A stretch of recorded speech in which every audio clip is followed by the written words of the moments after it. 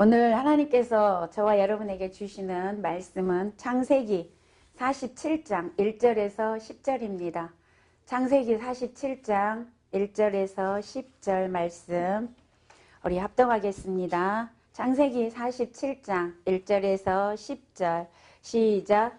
요셉이 바로에게 가서 고하여 가로되 나의 아비와 형들과 그들의 양과 소와 모든 소유가 가나안 땅에서 와서 고센 땅에 있나이다 하고 형들 중 5인을 택하여 바로에게 보이니 바로가 요셉의 형들에게 묻되 너의 생업이 무엇이냐. 그들이 바로에게 대답하되 종들은 목자이온데 우리와 선조가 다 그러하나이다 하고 그들이 또 바로에게 고하되 가나안 땅에 기근이 심하여 종들의 떼를 칠 곳이 없기로 종들이 이곳에 우거하러 왔사오니 청컨대 종들로 고센 땅에 거하게 하소서. 바로가 요셉에게 일러 가로되 내 아비와 형들이 내게 왔은즉 애굽 땅이 내 앞에 있으니 땅의 좋은 곳에 내 아비와 형들로 거하게 하되 고센 땅에 그들로 거하게 하고 그들 중에 능한 자가 있는 줄을 알거든 그들로 나의 짐승을 주관하게 하라.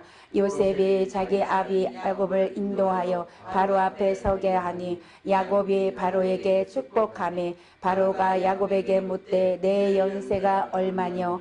야곱이 바로에게 고하되 내 나그네 길의 세월이 130년이다. 나의 연세가 얼마 못되니 우리 조상의 나그네 길의 세월에 미치지 못하나 험악한 세월을 보냈었나이다 하고 야곱이 바로에게 축복하고 그 앞에서 나오니라. 아멘. 오늘 말씀의 제목은 여호와 이레, 이러한 제목입니다. 오늘 본문은 애굽과 가나안 땅에 7년 동안 기근이 들어서 모두가 힘든 그런 상황이 있을 때 요셉이 그들의 가족들을 애굽에서 불러오는 그런 장면이 기록되어 있습니다.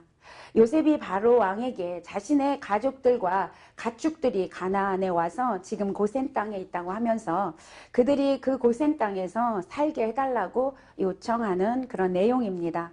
그때 바로는 흔쾌히 승낙을 하면서 더불어 그들에게 자신의 그 가축을 돌보는 일자리까지 이렇게 주고 있습니다. 이렇게 야곱의 가족들은 하나님의 인도하심을 받아 무사히 애굽에서 이제 살게 되었습니다. 하나님의 인도는 하나님이 단지 그냥 길을 인도한다라는 것을 의미하는 것이 아니라 우리의 모든 것을 다 채우시고 공급하신다라는 의미가 그 속에 포함이 되어져 있습니다. 단지 길을 인도하는 것이 아니라 우리에게 필요한 모든 것을 채워주시고 공급하심으로 앞으로 우리가 나아갈 수 있는 힘과 능력도 더하여 주신다는 거죠. 그 안에는 영권, 인권, 물권 다 포함되어 있는 줄로 믿습니다.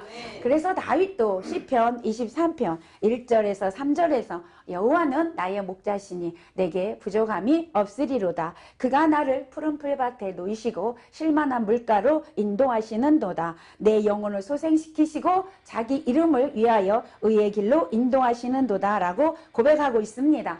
이 고백처럼 하나님의 인도하심을 받는 사람은 우리의 삶에 부족함이 없습니다. 채우시되 넉넉하게 채우십니다. 하나님의 역사하심이 날마다 우리 안에 따르기 때문에 우리의 삶에 함께 하시기 때문에 넉넉함을 우리가 맛볼 수 있게 되는 것입니다. 아멘. 오늘 본문에서도 하나님은 야곱의 이 일가족을 애굽으로 인도하시면서 모든 것을 완벽하게 준비하시고 인도하시는 것을 볼 수가 있습니다. 아멘. 하나님은 요셉을 통하여서 목축하기에 좋은 땅 고센 땅을 알게 하셨고요. 그의 가족들을 고센으로 인도하기로 결심하고 오늘 바로에게 청할 때에 6절에 보니까 바로가 흔쾌히 승낙을 하는 것을 볼 수가 있습니다. 이 모든 것이 하나님의 준비하심이고 하나님의 예비하심에 있다라는 것이죠. 우리들도 하나님과 정말로 이 믿음의 관계가 되면 진실한 관계가 되면 하나님과의 아름다운 관계가 된다라면 우리의 미래가 보여지고 우리의 나아갈 형통의 길이 보여지고 영적인 눈이 열려지고 고센 땅과 같은 그런 축복의 땅으로 인도함을 받게 될 줄로 믿습니다. 아멘. 마태복음 6장 31절에 보면 그러므로 염려하여 이르기를 무엇을 먹을까 무엇을 마실까 무엇을 입을까 하지 마라. 이는 이방인들이 구하는 것이라. 너희 천부께서 이 모든 것을 너희에게 있어야 할 줄 아시느니라. 할렐루야. 하나님은 우리가 지금 어떤 상황에 있는지, 지금 우리가 어떤 위치에 있는지, 무엇이 있어야 하는지 다 알고 계신다라고 말씀하고 있습니다. 그래서 우리가 먹고 마시고 입는 거 기도하는 게 아니라 우리는 하나님의 자녀는 무엇을 구하냐? 그의 나라와 의를 구해야 된다라고 말씀하고 있습니다. 무엇을 먹고 마시고 입는 것은 누가 구한다고요? 이방인들이 구하는 것이라고 하나님은 말씀합니다. 왜요? 그들은 하나님이 아버지가 아니기 때문에 하나님께 구할 수가 없어요. 그러니까 자기 인생을 자기가 책임져야 되니까 염려하고 근심 걱정해야 돼요. 그러나 우리는 하나님을 아버지라고 부르는, 우리는 하나님의 자녀들이기 때문에 우리는 하나님이 다 책임져 주심을 믿고 하나님께 우리의 인생을 다 맡기고 하나님과 함께하는 삶을 살 때, 하나님의 나라를 구할 때 하나님께서 우리에게 더하여 주시는 은혜와 모든 것을 책임져 주시는 축복이 있을 줄로 믿습니다. 아멘. 창세기 22장에 보면 하나님은 아브라함이 이제 100세에 얻은 이삭을 하나님께 다시 바치라는 명령을 하십니다. 아브라함은 이 명령을 받았을 때 아마 제 생각에, 제 마음에 아브라함이 얼마나 힘들었을까, 얼마나 가슴이 찢어졌을까. 100세에 얻은, 어렵게 얻은 아들을 바치라고 할 때에 아마 심히 마음에 아픔이 있었지 않았을까. 그러나 아브라함은 그런 내색은 한 적이 없더라고요. 성경에 보니까 이 이삭을 바치기 위해서 모리아산으로 이삭과 함께 올라가서 단을 쌓고 이삭을 묶고 칼로 찔러서 죽여서 이제 번제를 드리려고 할 때 하나님께서 다급한 음성으로 하나님 말씀하셨습니다. 아브라함아, 아브라함아, 그 아들에게 절대 손을 대지 마라. 이제야 네가 나를 사랑하는지 나를 경외하는지 내가 알았노라. 이 말씀을 하십니다. 그리고 나서 옆에 보니까 순양이 준비되어져 있었습니다. 그래서 그 순양을 가지고 번제를 드리라고 하나님이 말씀하셨죠. 이것을 기념하기 위해서 아브라함은 여호와께서 준비하셨다, 하나님께서 돌보신다, 이런 뜻의 여호와 이레라, 이렇게 그 땅의 이름을 지었습니다. 이처럼 하나님은 믿음의 훈련을 통과하여서 믿음의 길을 가는 자에게 여호와 이레의 축복으로 인도하신다는 사실입니다. 모든 것을 준비하시고 예비하셔서 우리들을 돌보시고 우리에게 주신다는 것입니다. 오늘 본문에서도 겉으로 보기에는 야곱이 그냥 요셉에 의하여서 애굽에 가서 바로의 그 어떤 호의로 인하여서 애굽 땅에서 잘 살게 되었다라는 그런 내용처럼 보이지만 그 속에는 하나님의 여호와 이레의 축복, 하나님이 예비하시고 준비하시는 그런 은혜가 그 속에 있었다라는 사실입니다.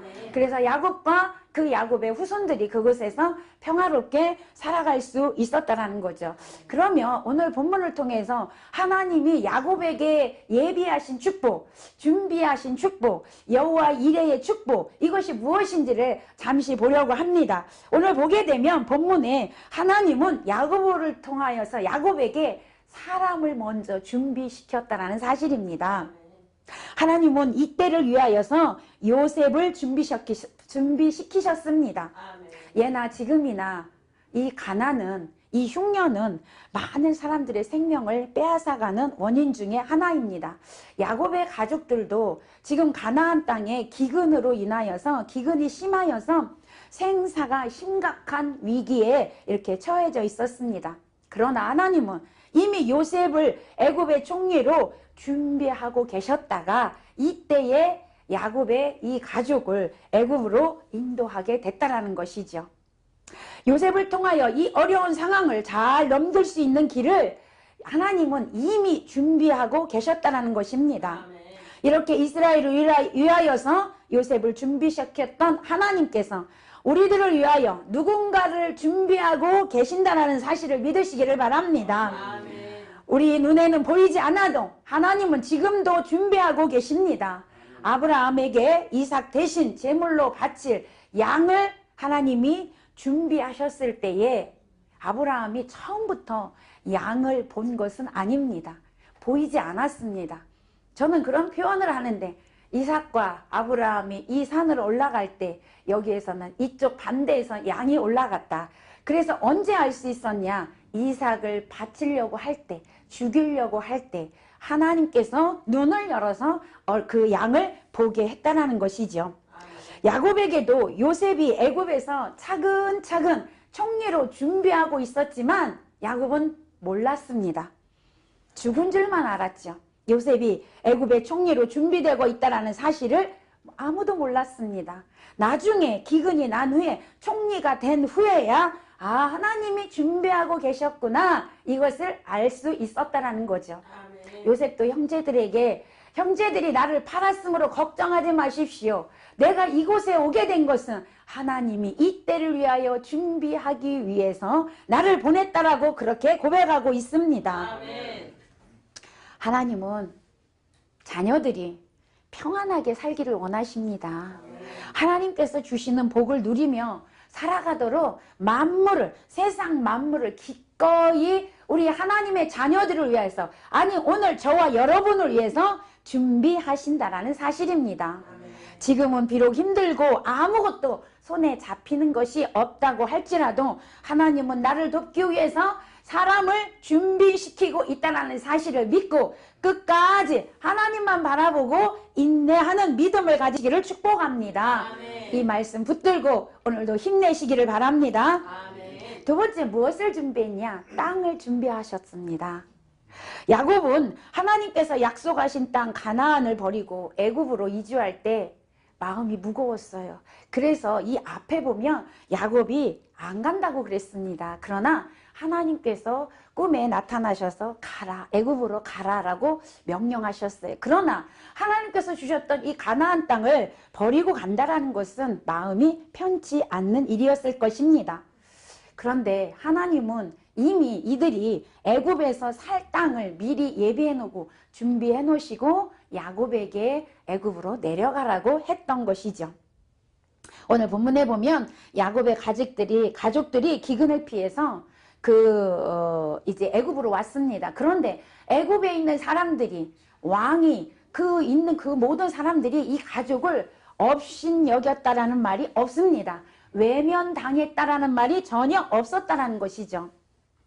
오히려 바로는 요셉의 혈육이라는 그 사실을 믿고 신뢰하고 그들에게 고센 땅을 기꺼이 허락하고 또 거기에다가 일자리까지 제공해주는 그런 놀라운 은혜를 우리가 알 수가 있습니다.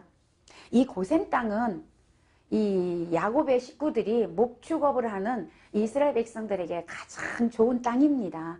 거기는 초목이 무성하기 때문에 목축업을 하는 야곱의 가족들에게는 더없이 좋은 비옥한 땅이었습니다. 거기다가 고센 땅은 애굽의 외곽 지역에 있기 때문에 애굽 사람들과 섞여 살지 않아도 됐고요. 독립적으로 살 수가 있었습니다.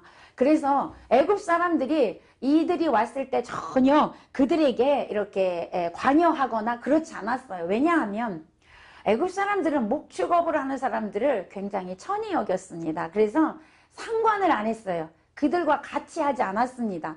그러다 보니까 이 야곱의 가족들이 고센 땅에 와서 애굽의 신을 섬기지 않아도 됐고요. 그들에게 같이 가서 뭐 그들이 시키는 걸 뭐를 해야 되나 이런 거 전혀 없었습니다. 그냥 가나안에서 하나님을 섬기며 살듯이 고센 땅에서 그렇게 이렇게 떨어져서 살아갈 수가 있었다라는 것이죠. 그리고 이 고센 땅은요, 가나안과 가장 가까운 곳에 있기 때문에 나중에 후에 가나안으로 다시 가야 할 민족이잖아요. 그러니까 가나안 땅과 가까이 있었기 때문에 후에 가나안으로 돌아가기가 가장 편리한 곳이었습니다. 이것은 여호와 이레 하나님의 준비하심에 오묘한 손길이 아니고는 있을 수 없는 일이라는 거죠. 요셉이 총리라고 하지만 바로가 허락하지 않으면 될 수 있는 일이 아닙니다. 그런데 하나님께서는 이미 야곱에게 애굽으로 내려가라고 이야기를 하시고 이미 하나님은 바로의 마음을 움직여서 그들을 기쁘게 받아들이게 하고 그들에게 고센 땅을 흔쾌히 내주게 하고 일자리까지 주게 하고 이렇게 모든 것을 완벽하게 하나님은 준비하셨다는 것입니다. 오늘날도 하나님을 믿고 의지하는 자, 믿음의 길을 가는 자에게 하나님은 고센 땅과 같은 그런 축복의 땅을 준비하고 계신다라는 사실을 믿으시기를 바랍니다. 아멘. 요즘에 직장이 구하기가 굉장히 힘들다고 합니다. 또 청년 실업이 굉장히 많이 이렇게 늘어나고 있는데 이렇게 어려울 때에도 하나님을 믿고 하나님께 모든 걸 맡기고 믿음의 길을 가는 자들에게는 고센 땅과 같은 곳을 그들에게도 준비하여 주실 줄로 믿습니다. 아멘. 우리는 고센 땅에서 살아야 합니다. 하나님이 준비하신 땅이 아닌 곳에서 살면 고통이 오고 아픔이 옵니다. 하나님이 준비하신 그곳에 살 때 내가 그곳에 살 때 하나님은 축복하시지만 내가 결정하고 내 생각으로 살게 되면 늘 문제가 생기고 괴로움이 있게 되는 것이죠. 오늘 저와 여러분 하나님께서 나를 위하여 예비된 곳, 나를 위하여 준비된 곳에 살 때 형통한 삶을 살게 될 줄로 믿습니다. 아멘. 하나님께서 모든 것을 하나님께 모든 걸 맡기고 하나님이 준비하심을 믿으시고 오늘도 기도하심으로 주님과 동행되어지는 그런 삶이 되어질 때 여러분에게 하나님이 준비한 모든 복이 여러분에게 주어질 줄로 믿습니다. 아멘. 세 번째 보니까 무엇을 준비하셨냐? 식물을 준비하셨더라고요. 하나님께서는 그리 시냇가로 피신한 엘리야에게 까마귀를 통해 하루 3번 떡과 고기를 공급하신 일을 여러분 기억하실 것입니다. 사르밧 과부에게 마지막 남은 가루 한 줌과 기름 조금 가지고 떡을 만들어서 엘리야를 주게 하셨던 하나님, 엘리야가 그것을 먹고 축복함으로 인하여 그 사르밧 과부의 기름병에 기름이 떨어지지 아니하고 가루 그 통에 가루가 떨어지지 아니했던 사실, 가뭄이 있던 3년 6개월 동안 그 절대로 그 먹을 것이 떨어지지 않았던 것처럼 오늘 이 사건은요, 인간의 모든 생계와 모든 그 문제와 모든 삶이 우주 만물을 주관하시고 우주 만물의 소유권 되시는 하나님 손에 있다는 사실을 우리에게 가르쳐주고 있습니다. 아멘. 본문에서도 오늘 야곱과 그 자손에게 고센 땅을 기업으로 이렇게 주신 하나님께서 바로의 가축들을 주관하는 일자리까지 친히 마련해 주셨을 뿐만이 아니라 12절에 보면 그 아비와 형들과 아비의 온 집에 그 식구를 따라 식물을 주어서 공개하였더라. 할렐루야. 일자리까지 다 주고 땅도 주고 일자리 주고 또 뭐까지 줬냐면 그들이 먹고 살 수 있도록 식물을 공개했다라는 것이죠. 아니 이 야곱의 식구들이 뭐라고 바로가 그렇게 하겠어요. 물론 요셉이 총리지만 이것을 바로 하나님의 역사하심이라는 거죠. 하나님의 법칙입니다. 하나님은 하나님을 전적으로 믿고 의지하는 자에게 결코 주림이 없게 하신다는 사실입니다. 아멘. 누가복음 12장 24절에 보면 까마귀를 생각하라. 심지도 아니하고 거두지도 아니하며 골방도 없고 창고도 없으되 하나님이 기르시나니 너희는 새보다 얼마나 더 귀하냐. 할렐루야. 아멘. 우리는 이 새보다 비교할 수 없이 귀하죠. 그런데 이 새도 하나님이 먹고 입히시고 이렇게 기르신다고 하시는데 하나님께서 새와 비할 수 없는 그렇게 존귀한 우리 하나님의 자녀들을 굶기겠습니까? 그렇지 않다라는 거죠. 모든 거 하나님께서 채우신다라고 말씀하고 있습니다. 아멘. 하나님은 풍성한 하나님이십니다. 아멘. 빌립보서 4장 19절에서도 말씀합니다. 나의 하나님이 그리스도 예수 안에서 영광 가운데 그 풍성한 대로 너희 모든 쓸 것을 채우시리라. 할렐루야. 아멘. 우리의 모든 것을 채워주시겠다라고 약속하고 있습니다. 아멘. 그러나 많은 그리스도인들이 하나님의 이 풍성함을 누리지 못하고 있다는 사실이죠. 얼마나 안타깝습니까? 하나님 우리에게 풍성하게 주기를 원하십니다. 하나님 우리에게 안식을 주시고 평안을 주시기를 원하십니다. 그런데 그걸 누리지 못하고 있다는 거예요. 왜 못 누릴까요? 그 이유는 우리의 삶에 우선순위가 잘못되어 있기 때문에 그렇습니다. 우선순위. 여러분 여러분 삶의 우선순위가 어디에 있습니까? 하나님이 원하시는 삶은 하나님이 우선순위가 되어야 합니다. 아멘. 그걸 원하십니다. 아멘. 하나님이 최고의 위치에 가 있어야 합니다. 아멘. 근데 우리는 우리의 삶이 어떻습니까? 우리의 직장이 우선이고 우리의 가정이 우선이고 그죠? 우리의 재물이 우선이고 내 마음이 우선이고 네, 사업이 우선이고 이게 우선이 되어 있어요. 그 후가 뭐냐면 하나님이에요. 우리의 여러분 이 삶의 방향 전후가 바뀌었기 때문에 하나님이 예비하시고 준비하신 여호와 이레의 축복을 누릴 수가 없다라는 사실이죠. 하나님이 이미 우리에게 그걸 주시기로 작정하고 계십니다. 준비하고 계신데 이 삶의 우선순위가 바뀌었기 때문에 우리는 그것을 누리지 못하고 있습니다. 우리가 하나님 앞에 삶의 방향 전환을 하게 되면 하나님은 우리를 책임져 주십니다. 하나님이 예비하신 그 복을 다 누릴 수 있다는 것입니다. 우리를 목마르지 않게 하십니다. 배에서 생수의 강이 흘러 넘치게 하십니다. 하나님은 채우시되 풍성히 채우시는 분이십니다. 내 잔이 넘치게 하시는 분이십니다. 다윗도 그런 고백을 했습니다. 시편 23편 5절에서 주께서 내 원수의 목전에서 내게 상을 차려주시고 기름을 내 머리에 부으셨으니 내 잔이 넘치나이다. 할렐루야. 내 잔이 넘치나이다.